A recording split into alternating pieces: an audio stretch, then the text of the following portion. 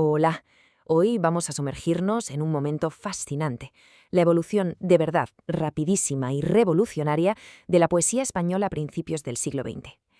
Es que en muy pocas décadas se pasó de hablar de cisnes y princesas a una explosión de ideas que lo cambió absolutamente todo.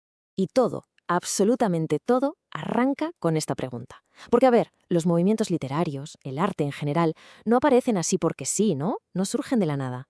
Siempre son una respuesta, un eco de lo que está pasando en la sociedad. Y en la España de finales del siglo XIX, lo que estaba pasando era ni más ni menos que una crisis monumental. Vale, para no perdernos en este viaje, vamos a seguir una especie de mapa, un itinerario. Primero veremos esa crisis inicial y las dos grandes reacciones que provocó. Luego nos detendremos en un movimiento que funcionó como un puente intelectual. Y para terminar, llegaremos a la gran explosión creativa, las vanguardias. Venga, empezamos. Pues venga, nos metemos de lleno en el primer punto.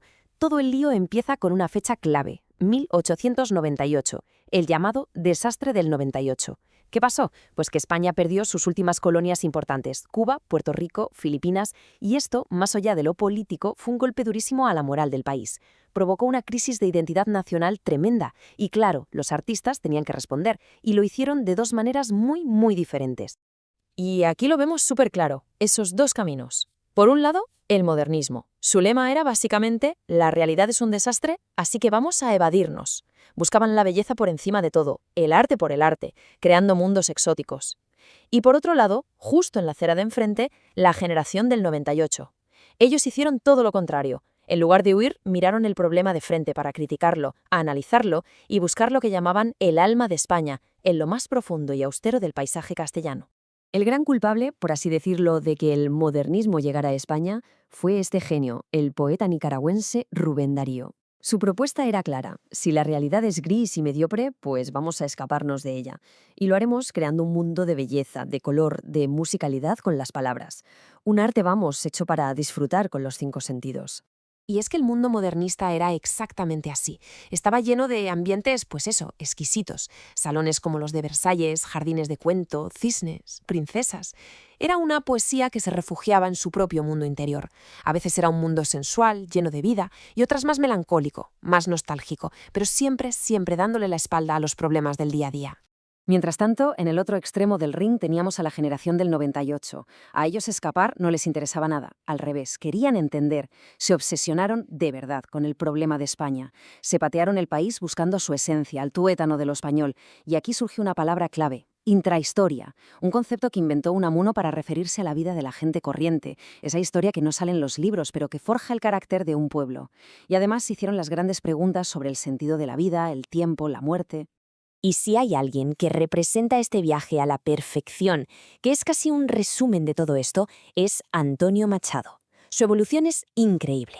Empieza siendo un poeta modernista puro, muy íntimo, en soledades. Pero luego, ¡boom!, da un giro. En Campos de Castilla saca la cabeza de su mundo interior y mira hacia afuera, a la tierra y a la gente de España, con esa mirada crítica del 98.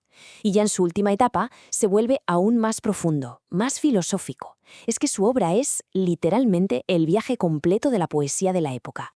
Vale, ya tenemos los dos polos, la evasión modernista y la reflexión del 98. Pero, ¿cómo se pasa de ahí a la locura de las vanguardias? Pues poco a poco. Hay un paso intermedio, un movimiento que sirve de puente, y ese puente es el novecentismo, o como también se le conoce, la generación del 14. Eran otra cosa. Los novecentistas eran sobre todo intelectuales, gente de universidad muy formada que miraba constantemente a lo que se hacía en Europa. Y no les gustaba ni el sentimentalismo de los modernistas ni la angustia de los del 98. Ellos iban a otra cosa. Buscaban un arte puro, racional, limpio, riguroso. Su lema podría haber sido menos corazón y más cerebro. Y esta frase de José Ortega y Gasset, que fue como el gran ideólogo del grupo, lo clava. Lo resume a la perfección. La idea era esa, la de un arte puro. Un arte que no estuviera, por así decirlo, manchado por la vida del autor, ni por sus problemas personales, ni por la política. El arte tenía que ser un objeto perfecto y ya está, que se valiera por sí mismo. Y el poeta que mejor encarna esta nueva sensibilidad es sin duda el Premio Nobel Juan Ramón Jiménez. Su trayectoria también es un viaje alucinante. Empieza en una etapa sensitiva con mucha influencia del modernismo, la época de Platero y yo para que nos situemos. Pero el punto de inflexión llega con Diario de un poeta recién casado. Ahí rompe con todo y empieza su etapa intelectual, buscando esa poesía pura. Y su viaje no acaba ahí, porque en su última etapa, ya en el exilio, su poesía se vuelve casi mística. Muy bien, ya hemos dejado la poesía bien limpita, bien intelectualizada. El escenario, por tanto, está preparado para el acto final, para la gran ruptura. Ahora sí entramos de lleno en la tercera parte, la explosión caótica, llena de energía y absolutamente revolucionaria de las vanguardias europeas, o sea, los famosos ismos. Y si hay una frase que define el espíritu de las vanguardias, es esta del poeta chileno Vicente Huidobro. El poeta es un pequeño dios. Ahí es nada. La mentalidad ha cambiado por completo. Ya no se trata de copiar la realidad, ni de expresar sentimientos, no. Ahora el poeta tiene una misión mucho más grande, crear mundos nuevos, realidades nuevas, solo con el poder de la palabra. El primer ismo que aterrizó con fuerza fue el futurismo. Su obsesión era el futuro, la modernidad, la tecnología. Les flipaban las máquinas, las fábricas, la velocidad. Su fundador llegó a decir que un coche de carreras era más hermoso que una estatua griega, para que veamos el nivel. Y claro, para expresar todo ese dinamismo, tuvieron que romper con el lenguaje tradicional. Y después del futurismo llegó algo aún más radical, el dadaísmo. Esto ya era la negación absoluta, el antiarte. Su lógica era simple. Si el arte tradicional dice blanco, nosotros decimos negro. Iban en contra de todo, la lógica, la belleza, el sentido común. Su objetivo, dinamitarlo todo, para empezar de cero. Puede parecer una simple gamberrada, pero ojo, fue clave, porque limpió el terreno para lo que vendría después. Y ese gran movimiento que vino después fue el surrealismo, probablemente el ismo más importante y que más huella ha dejado. ¿En qué se basaban? Pues en las teorías de Freud sobre el subconsciente.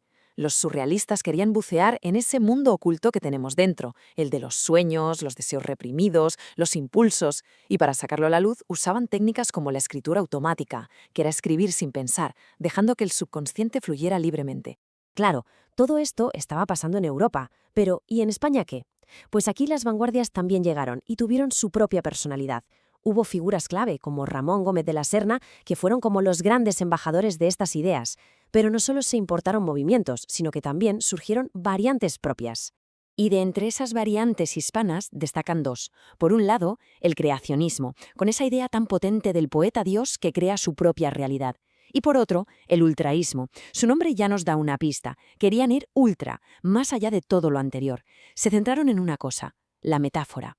Para ellos, el poema era una sucesión de imágenes impactantes, eliminando cualquier palabra que no fuera absolutamente esencial. ¿Y después de tanta locura y tanto experimento, sirvió para algo? La respuesta es un sí rotundo. Todo este terremoto creativo fue crucial porque preparó el terreno para la que es, posiblemente, una de las generaciones más brillantes de la literatura española, la generación del 27. Nombres como Lorca, Alberti o Alexandre, todos ellos aprendieron de las vanguardias y las usaron para construir sus propias obras maestras. Así que al final volvemos al punto de partida. Hemos visto cómo el arte responde a una crisis con evasión, con crítica, con intelectualidad y con una ruptura total. Y claro, esto nos hace pensar en nuestro presente, ¿no? Con los desafíos que tenemos hoy, ¿qué forma de arte es más necesaria? ¿Una que nos sirva de refugio? ¿Una que analice la realidad? ¿O quizás una que lo haga estallar todo para crear algo nuevo? Bueno, la pregunta, como siempre, se queda ahí, en el aire.